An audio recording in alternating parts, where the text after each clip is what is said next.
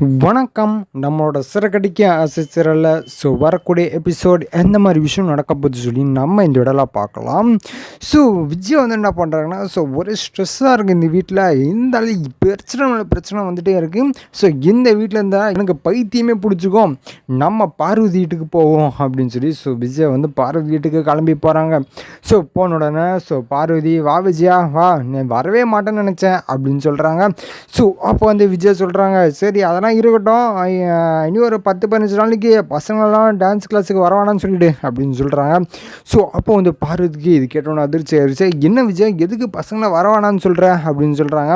அப்போ வந்து விஜய் சொல்கிறாங்க, இதெல்லாம் சொல்லுமா, வீட்டில் என்ன பிரச்சனை நடந்துகிட்ருக்கு, இப்போ வந்து என்னை வந்து இது பண்ண சொன்னால் எப்படி பண்ணுவேன் அப்படின்னு சொல்கிறாங்க. இல்லை விஜய், பசங்களுக்கு ஒரு நம்பிக்கை, ஒரு கன்சிஸ்டன்சி இருந்தால் தானே அவங்களுக்கு கற்றுக்க ஒரு ஆர்வம் இருக்கும், நீ அப்பப்போ லீவ் விட்டுருந்தா எப்படி அப்படின்னு சொல்கிறாங்க.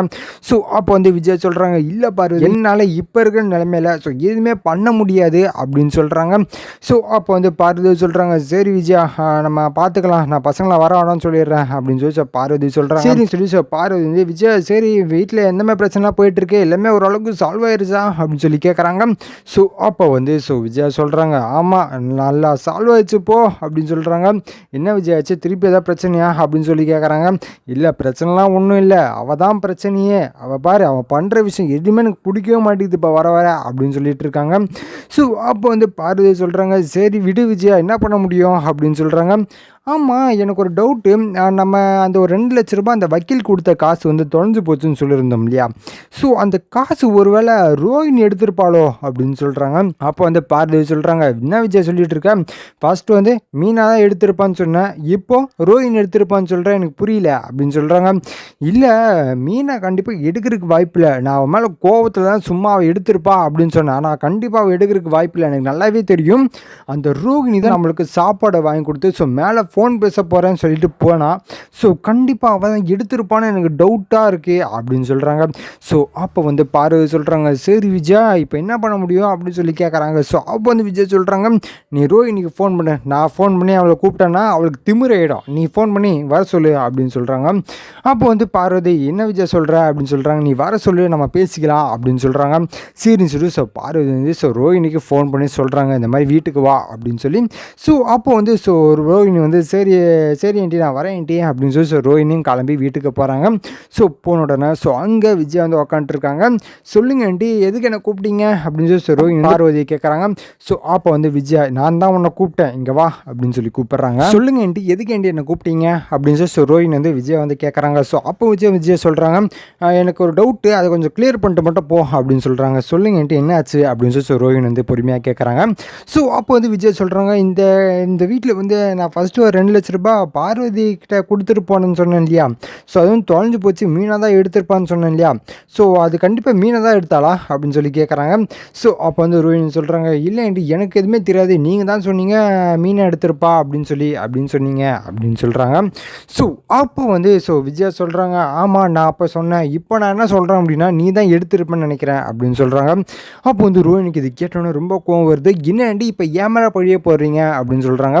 இல்லை நீ தான் எடுத்திருப்ப, நீ இந்த பண்ண வேலை இந்த விஷயத்தெல்லாம் பார்த்துட்டு கண்டிப்பாக நீ தான் எடுத்து நல்லாவே தெரியுது அப்படின்னு சொல்கிறாங்க.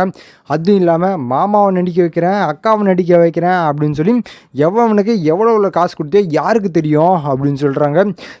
அப்போ வந்து என்ன நடக்குது அப்படின்னு பார்த்தீங்கன்னா, ரோஹினி வந்து ஆண்டி இங்கே பாருங்கள், தேவையில்லாமல் என்கிட்ட இப்படிலாம் பேசிகிட்டு இருக்காங்க, திருட்டு பழி என்கிட்ட கேட்டாதீங்க, ஃபஸ்ட்டு என்னை ஏமாத்துக்காரி அப்படிதான் சொல்லிட்டு இருக்கீங்க, இப்போ திருட்டு பழி என் மேலே போடாதீங்க ஆண்டி அப்படின்னு சொல்லி ரோஹினி சொல்லிட்டு இருக்காங்க. இல்லடி இது நீ தான் பண்ணியிருப்ப, எனக்கு நல்லாவே தெரியுது அப்படின்னு சொல்லி விஜய் சொல்கிறாங்க. அப்போ வந்து பார்வதி வந்து விஜயா கிட்ட சொல்கிறாங்க, விஜயா நான் அவங்ககிட்ட ஒரு விஷயத்த சொல்லணும், நான் மறைச்சிட்டேன், பட் இந்த நேரத்தில் நான் சொல்லி தான் ஆகணும் அப்படின்னு சொல்லி பார்வதி வந்து விஜய் கிட்ட சொல்கிறாங்க. இந்த மாதிரி காசு தொலைஞ்சு போச்சுன்னு சொன்னேன் இல்லையா, அந்த காசை திருப்பி கிடச்சிருச்சுன்னு வேறு சொன்னேன் பற்றியா, அது யார் பண்ணானா இந்த ரோஹினி தான் என்கிட்ட காசு எடுத்துகிட்டு வந்து கொடுத்தா, ஏன்னா மீனா மேலே பழி விழக்கூடாது, அது இல்லாமல் நீ போலீஸ்கிட்ட போவோம் போலீஸ் கேஸ் பண்ணிவிடுவோம் அப்படி இப்படின்னு சொல்லிட்டு இருந்த இல்லையா, அதுக்காகவே ரோஹினி ரோஹிணி வந்து ஸோ காசு எடுத்துகிட்டு வந்து எப்படியாச்சும் ரெடி பண்ணி என்கிட்ட எடுத்துகிட்டு வந்து கொடுத்துட்டா. ஸோ அந்த காசை ரோஹிணி தான் எடுத்துகிட்டு வந்து கொடுத்தா அப்படின்னு சொல்லி ஸோ பார்வதி வந்து விஜய் கிட்ட சொல்லிட்டு இருக்காங்க. ஸோ அப்போ வந்து விஜய் சொல்கிறாங்க, ஓகே இப்போ எனக்கு மொத்தமாக கன்ஃபார்ம் ஆயிடுச்சு, அப்போது இவ தான் இந்த காசை எடுத்திருக்கா அப்படின்னு சொல்கிறாங்க.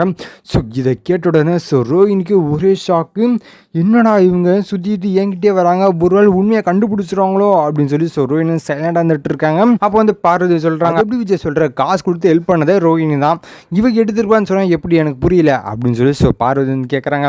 அப்போ வந்து விஜய் சொல்கிறாங்க, என்ன பார்வதி உனக்கு இனியும் போயிட்டு போயிடுனா இன்னும் அர்த்தம், கண்டிப்பாக இவ தான் எடுத்திருப்பா, அந்த காசை திருப்பி எடுத்துகிட்டு வந்து கொடுத்தா போலீஸ்கிட்டலாம் போக மாட்டோம்ல, அதுக்காக தான் இவ கரெக்டாக பிளான் பண்ணி காசு எடுத்துகிட்டு வந்து கொடுத்துருக்கா அப்படின்னு சொல்கிறாங்க. ஸோ இதை கேட்ட உடனே ஸோ ரோஹிணிக்கு என்ன நம்ம பண்ணது அத்துப்படி அப்படியே சொல்கிறாங்களே அப்படின்னு சொல்லி ஸோ ரோஹிணி நினச்சிட்டு இருக்காங்க. ஸோ இதுக்கப்புறம் எந்த மாதிரி விஷயம் நடக்க போகுது சொல்லி நான் அடுத்த வீட்டில் உங்களுக்கு அப்டேட் பண்ணுறேன். ஸோ அது வரைக்கும் நம்ம சேனல் சப்ஸ்கிரைப் பண்ணி பக்கத்தில் பெல் ஐக்கன் பண்ணி வச்சுக்கோங்க. நன்றி, வணக்கம்.